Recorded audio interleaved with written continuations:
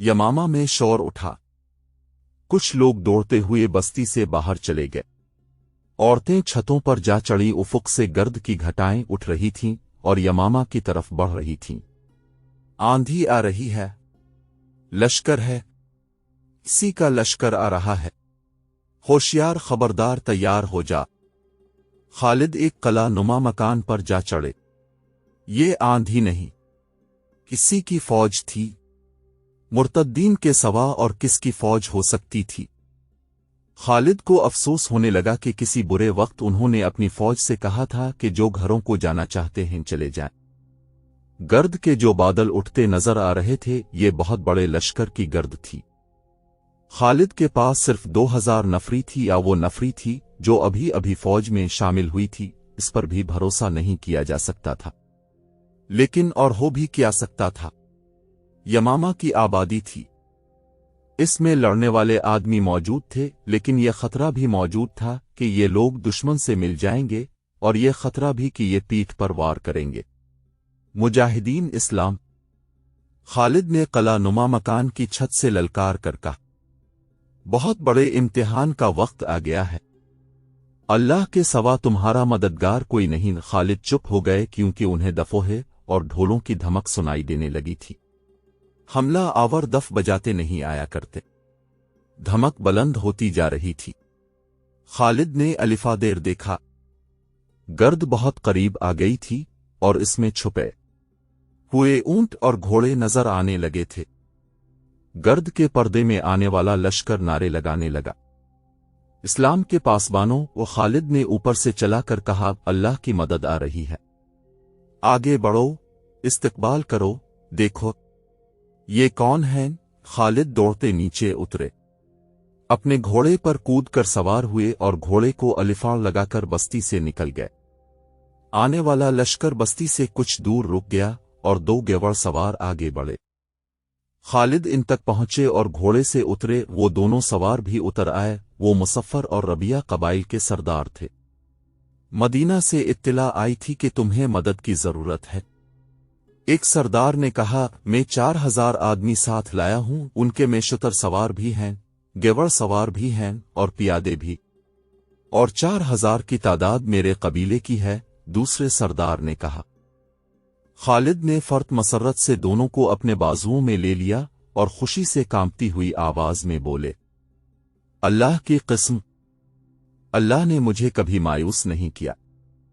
खालिद के पास अब 10,000 नजरी का लश्कर जमा हो गया था। उन्होंने मुसफ्फर और सरदारों को अच्छी तरह समझा दिया कि उन्हें कहां जाना है और दुश्मन कितना ताकतवर है। हम तुम्हारी मदद को आए हैं, वलीद के बेटे। एक सरदार ने कहा, हमारी मंजिल वही है जो तुम्हारी है। मदीना से हमें इत्तिला मिली है कि अमीर लश्कर तुम हो।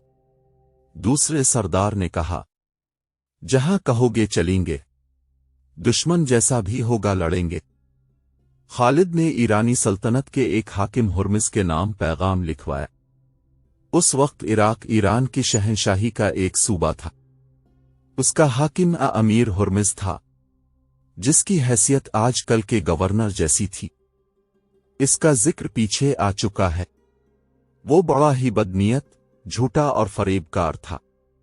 कमींगी में उसका नाम ज़र्ब अलमसल के तौर पर इस्तेमाल होता था। खालिद ने इसके नाम खत में लिखवाया, तुम इस्लाम कबूल कर लोगे तो तुम्हारे लिए अमन होगा, अगर नहीं तो अपना इलाका सल्तनत इस्लामिया में शामिल कर दो। इसके हाकिम तुम ही रहोगे और मदीना की खिलाफत को जिज़िया अदा करते रहोगे। इसके एवज तुम्हारी और तुम्हारे लोगों की सलामती और दिफा के जिम्मेदार हम होंगे। अगर ये भी मंजूर नहीं तो अपनी सलामती के जिम्मेदार तुम खुद होगे। अल्लाह ही जानता है कि तुम्हारा अंजाम क्या होगा। फतह और शिकस्त अल्लाह के इख्तियार में है, लेकिन मैं तुम्हें खबरदार करना अपना फर्ज समझता हूं कि हम वो कौम हैं जो मौत की इतनी ही आशिक है जितनी कि तुम्हें जिंदगी अजीज है। मैंने अल्लाह का पैगाम तुम तक पहुंचा दिया है। तुम्हारे लिए अमन होगा, अगर नहीं तो अपना इलाका सल्तनत इस्लामिया में शामिल कर दो। इसके हाकिम तुम ही रहोगे और मदीना की खिलाफत को जिज़िया अदा करते रहोगे। इसके एवज तुम्हारी और तुम्हारे लोगों की सलामती और दिफा के जिम्मेदार हम होंगे। اگر یہ بھی منظور نہیں تو اپنی سلامتی کے ذمہ دار تم خود ہوگے۔ اللہ ہی جانتا ہے کہ تمہارا انجام کیا ہوگا۔ فتح و شکست اللہ کے اختیار میں ہے، لیکن میں تمہیں خبردار کرنا اپنا فرض سمجھتا ہوں کہ ہم وہ قوم ہیں جو موت کی اتنی ہی عاشق ہے جتنی کہ تمہیں زندگی عزیز ہے۔ میں نے اللہ کا پیغام تم تک پہنچا دیا ہے۔ خالد نے یہ خط ایک ایلچی کو دے کر کہا کہ وہ 2 محافظ اپنے ساتھ لے جائے اور جس قدر تیز جا سکتا ہے یہ پیغام ہرمز تک پہنچائے اور جواب لائے۔ تمہاری واپسی تک میں یمامہ میں نہیں ہوں گا۔ خالد نے ایلچی سے کہا، مجھے عراق کی سرحد پر کہیں ڈھونڈ لینا، ابلا کو یاد رکھنا، وہاں سے تمہیں پتہ چل جائے گا کہ میں کہاں ہوں۔ ایلچی کی روانگی کے فوراً بعد خالد نے 10,000 کے لشکر کو کوچ کا حکم دے دیا۔ خالد کو پتہ نہیں تھا کہ اللہ کی ابھی اور مدد اس کی منتظر ہے۔ امیر المومنین حضرت ابو بکر رضی اللہ عنہ نے شمال مشرقی عرب کے علاقوں میں آباد 3 قبیلوں کے سرداروں مزور بن عدی، حرملہ اور سلمہ کو پیغام بھیجے تھے کہ اپنے اپنے قبیلے کے زیادہ سے زیادہ ایسے آدمی مسنا بن حارثہ کے پاس لے جائیں جنہیں جنگ کا تجربہ ہو اور جو پیٹھ دکھانے والے نہ ہوں۔ انہیں یہ بھی لکھا گیا تھا کہ خالد اپنی فوج لے کر آ رہا ہے اور وہ ان کا اور اپنے لشکر کا سالار اعلیٰ ہوگا۔ اہلا اور دیگر ایسے علاقوں میں جہاں عربی مسلمان ایرانیوں کے محکوم تھے صورتحال کچھ اور ہی ہو چکی تھی۔ پہلے مسنی بن حارثہ نے ان بستیوں کے چند ایک جوشیلے جوانوں کو ایرانیوں کی فوجی چوکیوں اور فوجی قافلوں پر شب خون مارنے کے لیے اپنے ساتھ رکھا ہوا تھا، لیکن اب اس محکوم آبادی میں سے ایک فوج تیار کرنی تھی۔ کچھ فوج تو اس نے اپنے قبیلے بکر بن وائل سے تیار کر لی تھی، جو مدینہ کے ایک سالار علا بن حضرمی کے دوش بدوش عراق کی سرحد کے علاقوں میں مرتدین کے خلاف لڑی بھی تھی۔ مسنی نے ایرانیوں کے محکوم مسلمانوں کو اطلاع بھیج دی تھی کہ جس قدر جوان آدمی وہاں سے نکل کر باہر آ سکیں آ جائیں۔ مسلمانوں کا وہاں سے نکلنا خطرے سے خالی نہیں تھا، کیونکہ زرتشتوں کی فوج مسلمانوں کی بستیوں پر کڑی نظر رکھتی تھی۔ انہیں معلوم تھا کہ ان پر شب خون مارنے والے یہی مسلمان ہیں۔ اب ایران کی فوج کو نئے احکام ملے تھے۔ یہ احکام جاری کرنے والا عراقی صوبے کا حاکم ہرمز تھا۔ چند ہی دن پہلے کا واقعہ تھا کہ خالد کا ایلچی ہرمز کے دربار میں پہنچا۔ یہ شہنشاہوں کا دربار تھا۔ ہرمز کو جب اطلاع دی گئی تھی کہ مدینہ کے سالار خالد کا ایلچی آیا ہے تو ہرمز نے چہرے پر نفرت اور رعونت کے آثار پیدا کر لیے تھے۔ میں کسی مسلمان کی صورت نہیں دیکھنا چاہتا، اس نے کہا تھا، لیکن میں دیکھنا چاہتا ہوں کہ وہ کیوں آیا ہے۔ زرتشت کی قسم۔ ایک درباری نے اٹھ کر ہرمز سے کہا، خالد کا ایلچی کوئی پیغام لایا ہوگا جو اس کی اپنی موت کا پیغام ثابت ہوگا، لے آؤ اسے اندر۔ ہرمز نے کہا۔ خالد کا اپنے 2 محافظوں کے ساتھ بڑے تیز قدم اٹھاتا ہرمز کے دربار میں داخل ہوا اور سیدھا ہرمز کی طرف گیا۔ 2 برچھی برداروں نے سامنے آ کر اسے روکا، لیکن وہ دونوں کے درمیان سے گزر کر ہرمز کے سامنے جا کھڑا ہوا۔ السلام علیکم۔ ایلچی نے کہا، ہرمز آتش پرست کو خالد بن ولید سلر مدینہ کا سلام پہنچے جن کا ایک پیغام لایا ہوں۔ ہم اس سالار کا سلام قبول نہیں کریں گے جس کے ایلچی میں اتنی بھی تمیز نہیں کہ ہمارے جا وجلال کو پہچان سکے۔ ہرمز نے حقارت سے کہا، کیا مدینہ میں جنگلی اور گنوار آباد ہیں؟ کیا تمہیں نہیں بتایا گیا کہ تم ایک شاہی دربار میں جا رہے ہو؟ تمہیں دربار کے آداب نہیں سکھائے گئے؟ مسلمان صرف اللہ کے دربار کے آداب سے آگاہ ہوتا ہے۔ ایلچی نے جرت سے سر اونچا کر کے کہا، اس انسان کو اسلام کوئی حیثیت نہیں دیتا جو اللہ کے بندوں پر اپنے دربار کا روب گانٹتا ہے۔ میں تمہارا درباری نہیں، اس سالار کا انچی ہوں جسے اللہ کے رسول نے اللہ کی تلوار کہا ہے۔ ہرمز کے سامنے وہ تلوار کند ہو جائے گی۔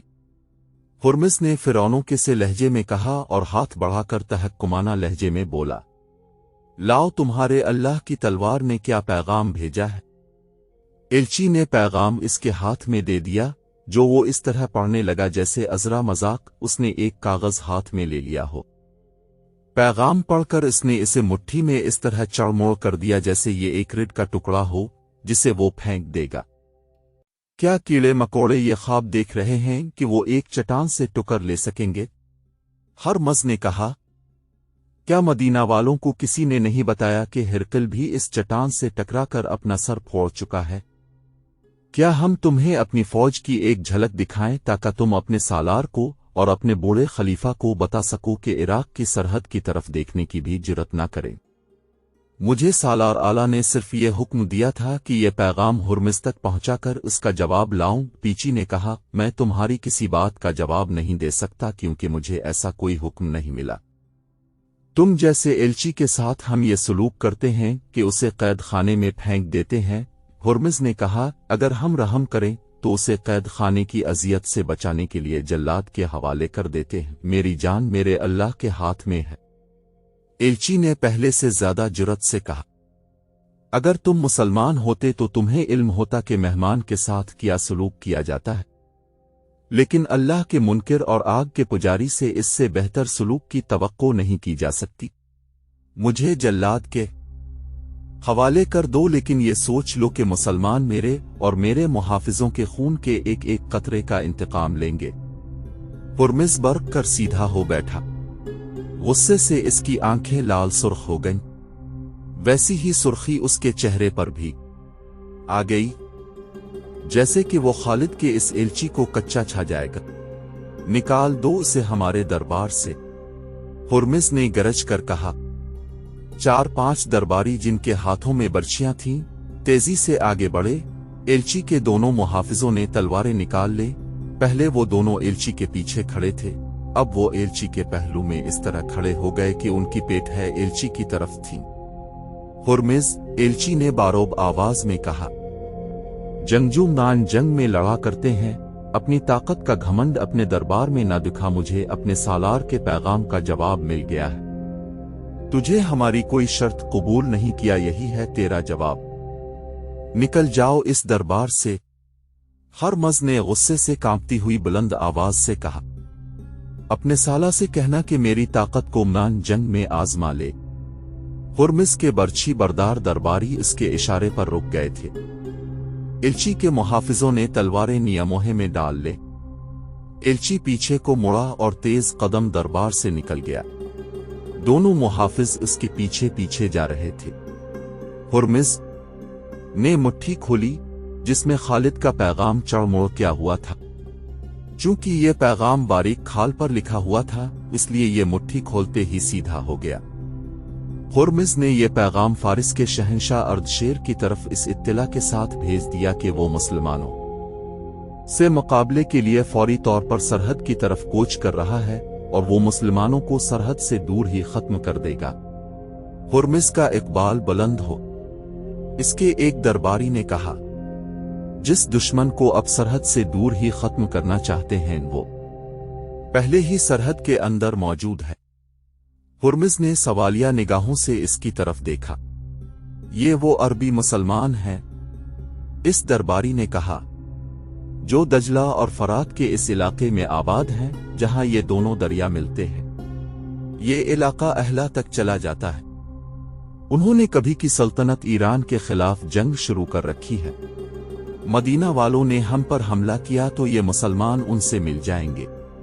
मैं एक अर्ज करने की जरत करता हूं, एक फौजी मुशीर ने कहा, कई दिनों से इत्तला मिल रही है कि मुसलमान जो लड़ने के काबिल हैं यानी जवान हैं, वो अपनी बस्तियों से गायब होते जा रहे हैं। वो यकीनन मिसना बन हारसा तक पहुंच रहे हैं। इसमें कोई शक नहीं कि वो फौज की सूरत में मुनज़्ज़म हो रहे हैं। क्या तुमने फरार का ये सिलसिला रोकने के लिए कोई कार्रवाई की है? हुर्मिज़ ने पूछा। फौजी दस्ते बाकायदा निगरानी कर रहे हैं, फौजी मुशीर ने जवाब दिया। इसके बावजूद मुसलमान गायब हो रहे हैं। हुर्मिज़ ने गुस्से और तंज से कहा, सरहदी चौकियों को अभी हुक्म भेजो कि मुसलमानों की बस्तियों पर छापे मारते रहे। हर बस्ती की तमाम आबादी को बाहर निकाल कर देखें कि कितने आदमी गायब हैं और वो कब से गायब हैं। जिस घर का आदमी गायब हो इस घर को आग लगा दो। कोई मुसलमान सरहद की तरफ जाता नजर आए तो उसे पकड़कर कत्ल कर दो। आदौर से इस पर तीर चला दो। इस इलाके में मुसलमानों की एक बस्ती थी जो सरहद के बिल्कुल करीब थी। ईरानी फौज की थोड़ी सी नफरी ने इस बस्ती में जाकर ऐलान किया कि बच्चे से बूढ़े तक बाहर निकल आए। सिपाहियों ने घरों में घुस घुस कर लोगों को बाहर निकालना शुरू कर दिया। औरतों को अलग और मर्दों को अलग खड़ा कर दिया गया। सिपाहियों का अंदाज बड़ा ही जालिमाना था। वो गालियों की जबान में बात करते और हर किसी को धक्के दे देकर उधर से अलिफादेर करते। उन्होंने ऐलान किया कि उन आदमियों के नाम बताए जाएं और उनके घर दिखाए जाएं जो बस्ती में नहीं है। तमाम आबादी खामोश रही। जवाब दो, ईरानी कमांडर ने गुस्से से चिल्लाते हुए कहा। से कोई जवाब न मिला। कमांडर ने आगे बढ़कर एक बूढ़े आदमी को गिरेबान से पकड़कर अपनी तरफ घसीटा और उससे पूछा कि इस हुजूम में कौन कौन नहीं है, मुझे मालूम नहीं। बूढ़े ने जवाब दिया। कमांडर ने नियाम से तलवार निकालकर बूढ़े के पेट में घोंप दी और तलवार जोर से बाहर को खींची। बूढ़ा दोनों हाथ पेट पर रखकर गिर पड़ा। कमांडर फिर एक बार लोगों की तरफ मुतवज्जे हुआ। अचानक एक तरफ से 8-10 घोड़े सरपट दौड़ते आए। उनके सवारों के हाथों में बर्छियां थीं। ईरानी फौजी देखने भी न पाए थे कि ये कौन है। उनमें से कई एक के जिस्मों में बर्छियां उतर चुकी थीं और घोड़े जिस तरह आए थे इसी तरह सरपट दौड़ते बस्ती से निकल गए। ईरानी फौजियों की तादाद 40-50 थी। इनमें भगदड़ मच गई। इनमें से 8-10 जमीन पर पड़े तड़प रहे थे। घोड़ों के कदमों की धमक सुनाई दे रही थी जो दूर बहती गई और अब फिर करीब आने लगी थी। अब फौजियों ने भी बर्छियां और तलवारें तान ले और इस तरफ देखने लगे जिधर से घोड़ों की आवाजें आ रही थी। पीछे से बस्ती की आबादी उनके ऊपर टूट पड़ी। इन सिपाहियों में से वही जिंदा रहे जो किसी तरफ भाग निकले थे। को बाहर निकाल कर देखें कि कितने आदमी गायब हैं और वो कब से गायब है। जिस घर का आदमी गायब हो इस घर को आग लगा दो। कोई मुसलमान सरहद की तरफ जाता नजर आए तो उसे पकड़कर कत्ल कर दो। आदौर से इस पर तीर चला दो। इस इलाके में मुसलमानों की एक बस्ती थी जो सरहद के बिल्कुल करीब थी। ईरानी फौज की थोड़ी सी नफरी ने इस बस्ती में जाकर ऐलान किया कि बच्चे से बूढ़े तक बाहर निकल आए। सिपाहियों ने घरों में घुस घुस कर लोगों को बाहर निकालना शुरू कर दिया। औरतों को अलग और मर्दों को अलग खड़ा कर दिया गया। सिपाहियों का अंदाज बड़ा ही जालिमाना था। वो गालियों की जबान में बात करते और हर किसी को धक्के दे देकर उधर से अलिफादेर करते। उन्होंने ऐलान किया कि उन आदमियों के नाम बताए जाएं और उनके घर दिखाए जाएं जो बस्ती में नहीं है। तमाम आबादी खामोश रही। जवाब दो, ईरानी कमांडर ने गुस्से से चिल्लाते हुए कहा। से कोई जवाब न मिला। कमांडर ने आगे बढ़कर एक बूढ़े आदमी को गिरेबान से पकड़कर अपनी तरफ घसीटा और उससे पूछा कि इस हुजूम में कौन कौन नहीं है, मुझे मालूम नहीं। बूढ़े ने जवाब दिया। कमांडर ने नियाम से तलवार निकालकर बूढ़े के पेट में घोंप दी और तलवार जोर से बाहर को खींची। बूढ़ा दोनों हाथ पेट पर रखकर गिर पड़ा। कमांडर फिर एक बार लोगों की तरफ मुतवज्जे हुआ। अचानक एक तरफ से 8-10 घोड़े सरपट दौड़ते आए। उनके सवारों के हाथों में बर्छियां थीं। ईरानी फौजी देखने भी न पाए थे कि ये कौन है। उनमें से कई एक के जिस्मों में बर्छियां उतर चुकी थीं और घोड़े जिस तरह आए थे इसी तरह सरपट दौड़ते बस्ती से निकल गए। ईरानी फौजियों की तादाद 40-50 थी। इनमें भगदड़ मच गई। इनमें से 8-10 जमीन पर पड़े तड़प रहे थे। घोड़ों के कदमों की धमक सुनाई दे रही थी जो दूर बहती गई और अब फिर करीब आने लगी थी। अब फौजियों ने भी बर्छियां और तलवारें तान ले और इस तरफ देखने लगे जिधर से घोड़ों की आवाजें आ रही थी। पीछे से बस्ती की आबादी उनके ऊपर टूट पड़ी। इन सिपाहियों में से वही जिंदा रहे जो किसी तरफ भाग निकले थे। जब सवार बस्ती में पहुंचे तो उन्हें घोड़े रोकने पड़े क्योंकि उनकी राह में बस्ती के लोग घायल थे जो ईरानी फौजियों का किश्तो खून कर रहे थे। इससे पहले मुसलमानों ने यूं खुले बंदों ईरानी फौज पर हमले करने की जुर्रत कभी नहीं की थी। एक ईरानी सिपाही पर हाथ उठाने की सजा यह थी कि हाथ उठाने वाले के पूरे खानदान को खत्म कर दिया जाता था। अब यहाँ के मुसलमान इसलिए दलेर हो गए थे कि उन्हें इत्तला मिल चुकी थी कि मदीना की फौज आ गई है। जिन सवारों ने ईरानियों पर हमला किया था वो कुछ इस बस्ती के रहने वाले जवान थे। कुछ दूसरी बस्तियों के थे। ये महज इत्तेफाक था कि वो मुस्ना बिन हारसा की तरफ जाते हुए इस बस्ती के करीब से गुजर रहे थे। उन्होंने इस बस्ती की आबादी को बाहर खड़े देखा और ईरानी फौजियों को भी देखा। वो छप कर आगे निकल सकते थे, लेकिन ईरानी कमांडर ने बूढ़े के पेट में तलवार गेविन तो सब ने आपस में सलाह व मशवरे किए बगैर घोड़ों के रुख इस तरफ कर लिए। ईरानी फौजियों ने तो उन्हें जाते हुए देखा ही नहीं था। ये अल्लाह की मदद थी जो इस मजलूम बस्ती को हर वक्त मिल गई। ये बस्ती तो खुशकिस्मत थी कि उसे मदद मिल गई और ईरानियों की भयानक सजा से बच गई। मुसलमानों की दूसरी बस्तियों पर तो जैसे क़यामत टूट पड़ी थी। हर बस्ती के हर घर की तलाशी हर रही थी। ये देखा जा रहा था कि कितने आदमी गायब हो चुके थे। हर बस्ती में ईरानी कई आदमियों को कत्ल कर रहे थे। बाज मकानों को उन्होंने नजर आतिश भी कर दिया। 3-4 रोज ये सिलसिला चला। इसके बाद ईरानी फौज को बस्तियों की तरफ तवज्जो देने की मोहलत न मिली। हुर्मिज अपनी फौज लेकर आ गया। सरहदी फौज को भी उसने अपने साथ ले लिया और सरहद से निकल गया। उसका इरादा यह था कि खालिद को वो सरहद से दूर रोक लेगा। हुर्मिज की पेश कदमी बहुत तेज थी। मार्च 633 ईस्वी का तीसरा हफ्ता था जब खालिद ने आमा से 10,000 फौज लेकर कूच किया था। ये मुहर्रम 12 का महीना था। उनकी पेश कदमी भी बहुत तेज थी।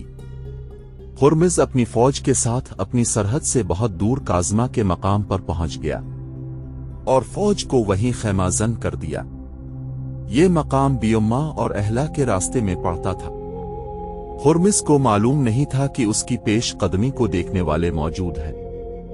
खालिद अभी काज़मा से दूर थे कि उन्हें इराक की समत से आते हुए 2 शुतर सवार मिले। उन्होंने खालिद को बताया कि जरतुश्तों की फौज काज़मा में खैमाजन है। खालिद ने वहीं से रास्ता बदल दिया। ये शुतर सवार मुसना के भेजे हुए थे। उन्होंने खालिद को यह भी बताया कि वो हजर के मकाम तक इस तरह पहुंच जाए कि जरतुश्तों की फौज के साथ इसकी फिक्र ना हो। शुतर सवारों ने खालिद को एक खुशखबरी ये सुनाई कि उनके लिए 8,000 नफरी की फौज तैयार है। ये फौज इस तरह तैयार हुई थी कि मुसना बिन हारसा उर बिन अदी, हरमा और सल्लमा ने 2,000 लड़ने वाले जवान इकट्ठे कर लिए थे। इस तरह खालिद की फौज की तादाद 18,000 हो गई। खालिद ने अपनी पेश कदमी का रास्ता इस तरह बदल दिया कि काज़मा के दौर से गुजरकर हजर तक पहुंच सकें, लेकिन हुर्मिज के जासूस भी सहरा में मौजूद थे। उन्होंने खालिद के लश्कर को दूर के रास्ते से जाते देख लिया। आगे वो रास्ता था जो हजर से नाज की तरफ जाता था। हुर्मिज ने अपनी फौज को खेमे उखाड़ने और बहुत थोड़े वक्त में हजर की जानिब कोच करने का हुक्म दिया। हजर के अर्द गिर्द पानी के कुनवे मौजूद थे। हुर्मिज ने वहां खालिद से पहले पहुंचकर खेमे गाड़ दिए। इस तरह पानी ईरानियों के कब्जे में चला गया। खालिद अभी हजर से कुछ दूर थे कि एक बार फिर दोनों शुतर सवार उनके रास्ते में आ गए और खालिद को इत्तला दी कि दुश्मन हजर के मकाम पर पानी के कुनवे पर काबिज हो चुका है। खालिद ने कुछ और आगे जाकर ऐसी जगह पड़ाव का हुक्म दे दिया जहां दूर तक पानी की एक बूंद नहीं मिल सकती थी। फौज ने वहां पड़ाव तो डाल दिया, लेकिन खालिद को बताया गया कि फौज में बेइत्मीनानी पाई जाती है कि पड़ाव ऐसी जगह किया गया है जहां दूर दूर तक पानी का नाम और निशान नहीं। मैंने कुछ सोचकर यहां पड़ाव किया है। खालिद ने कहा, तमाम लश्कर से कहो कि अगर दुश्मन पानी पर काबिज है तो परेशान ना हो। हमारी पहली लड़ाई पानी के लिए होगी। पानी इसी को मिलेगा जो जान की बाजी लगाकर लड़ेगा। तुमने दुश्मन को पानी से महरूम कर दिया तो समझो तुमने जंग जीत ली। सालार आला का यह पैगाम सारे लश्कर को सुना दिया गया और सब एक खूनरेज जंग लड़ने के लिए तैयार हो गए। अब लश्कर की नफरी 18,000 हो गई थी। मुसना बिन हारसा, मज़ऊर बिन अदी, हरमला और सल्लमा 2,000 आदमी साथ लिए खालिद से आमले थे। खालिद ने जो एलची हुर्मिज के पास भेजा था वो भी इस पड़ाव में खालिद के पास आया और बताया कि हुर्मिज ने इसके साथ कैसा तौहीन आमेज सलूक किया है। इसकी 1,00,000 दिरहम की टोपी ने इसका दिमाग खराब कर रखा है। मुसना बिन हारसा ने जो पास ही बैठा हुआ था कहा, خدا یہ نہیں دیکھتا کہ کسی انسان کے سر پر کیا رکھا ہے، تو خدا تو دیکھتا ہے کہ اس کے سر کے اندر کیا ہے، اس کے عزائم کیا اور اس کی نیت کیا ہے اور وہ سوچتا کیا ہے۔ 1,00,000 درہم کی ٹوپی؟ خالد نے حیران ہو کر پوچھا، کیا ہرمز اتنی قیمتی ٹوپی پہنتا ہے؟ فارس کی شہنشاہی کا ایک دستور ہے، مصنع بن حارثہ نے جواب دیا۔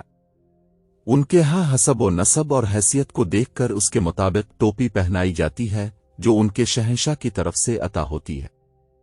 زیادہ قیمتی ٹوپی صرف وہ افراد پہنتے ہیں جو اعلیٰ حسب و نسب کے ہوں اور جنہوں نے رعایا میں بھی اور شاہی دربار میں بھی توقر اور وجاہت حاصل کر رکھی ہو۔ اس وقت ہرمز سب سے زیادہ قیمتی ٹوپی پہنتا ہے، کوئی اور 1,00,000 درہم کی ٹوپی نہیں پہن سکتا۔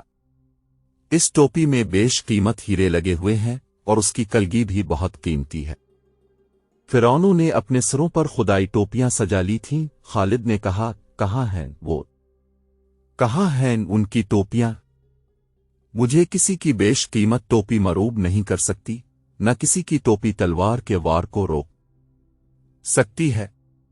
مجھے یہ بتاؤ کہ آتش پرستوں کی فوج لڑنے میں کیسی ہے اور رمضان جنگ میں کتنی تیزی سے نقل و حرکت کرتی ہے۔ فارس کے سپاہی کی زرہ اور ہتھیار دیکھ کر خوفزا آتا، سر پر لوہے کی زنجیروں کی خود بازوؤں پر کسی اور دھات کے خول اور ٹانگیں آگے کی طرف سے موٹے چمڑے آدھات سے محفوظ کی ہوئی، ہتھیار اتنے کہ ہر سپاہی کے پاس ایک برچھی، ایک تلوار، ایک وزنی گرز، ایک کمان اور ایک ترکش ہوتی ہے جس میں ہر سپاہی تیر رکھتا ہے۔ اور لڑنے میں کیسے ہیں؟ جرت اور عقل سے لڑتے ہیں۔ مٹھی بن حارثہ نے جواب دیا، ان کی دلیری مشہور ہے۔ مصنع خالد نے کہا، کیا تم نے محسوس نہیں کیا کہ آتش پرستوں کے سپاہی کتنے کمزور ہیں اور ان کی جرت کی حد کیا ہے؟ ان کی جرت کی حد یعنی خود اور بازوؤں اور ٹانگوں پر چڑھائے ہوئے خولوں تک ہے۔ وہ نہیں جانتے کہ جذبہ لوہے کو کاٹ دیا کرتا ہے، لوہے کی تلوار اور برچھی کی انی جذبے کو نہیں کاٹ سکتی۔ زیرہ اور دھاتا چمڑے کے خول حفاظت کے جھوٹے ذریعے ہیں۔ ایک خول کٹ گیا تو سپاہی اپنے آپ کو غیر محفوظ سمجھنے لگتا ہے، پھر اس میں اتنی سی جرت رہ جاتی ہے کہ وہ اپنے آپ کو بچانے کی اور بھاگنے کی کوشش کرتا ہے۔ اللہ کے سپاہی کی زیرہ اس کا عقیدہ اور ایمان ہے۔ میں تمہیں فارسیوں کی ایک اور کمزوری دکھاؤں؟ خالد نے قاصد سے کہا، سالاروں اور کمانداروں کو فوراً بلاؤ، فوری طور پر کاظمہ کی طرف کوچ کرو۔